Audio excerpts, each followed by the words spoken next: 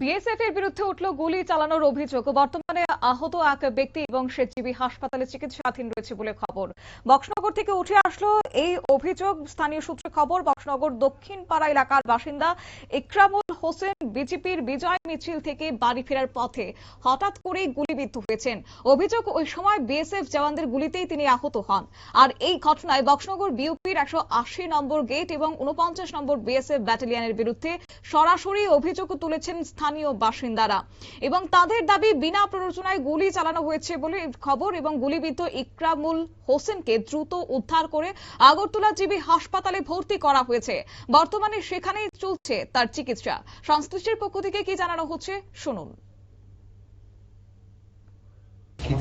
আমার ভাইয়ে বিজয় মিছিল ছিল আজকে, ওখানে মিছিল কি মিছিল? বিজয় মিছিল বিজেপি আজকে বিজেপি জিতছে আনন্দ হয়ে বাড়িতে চলেছিল। বাড়ি যাওয়ার পরে বিএসএফে মদ খেয়েছিল, মদ খাওয়ানোর পরে গুলি করে কোন জায়গা? বক্সনগর দক্ষিণ পাড়া।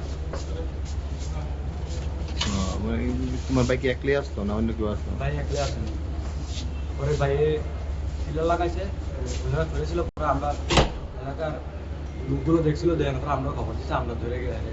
কি নাম তোমার ভাইয়ের? ইকরামুল হাসান। ইকরামুল হাসান। এই ঘটনাকে কেন্দ্র করে এলাকায় একটা উত্তেজনা ছড়িয়েছে, তবে বিএসএফ এর পক্ষ থেকে এখনো পর্যন্ত কোনো রকমের প্রতিক্রিয়া জানা যায়নি। ঘটনা নিরপেক্ষ তদন্তের দাবি তুলেছেন, কারণ এই ঘটনায় বিএসএফ এর ভূমিকা নিয়ে একটা বড় বিতর্ক ও প্রশ্ন থেকে যাচ্ছে। স্থানীয়দের দাবি দ্রুত নিরপেক্ষ তদন্তের মাধ্যমে সত্যকে সামনে আনা হোক এবং দোষীদের বিরুদ্ধে যথাযথ ব্যবস্থা নেওয়া হোক। এখন দেখার বিষয় হচ্ছে এই ঘটনায় প্রশাসনের পক্ষ থেকে কি ব্যবস্থা গ্রহণ করা হয়। সংবাদ আপাতত এই পর্যন্তই। পরবর্তী আপডেটের জন্য চোখ রাখুন শুধুমাত্র নিউজ ভ্যানগার্ডের পর্দায়।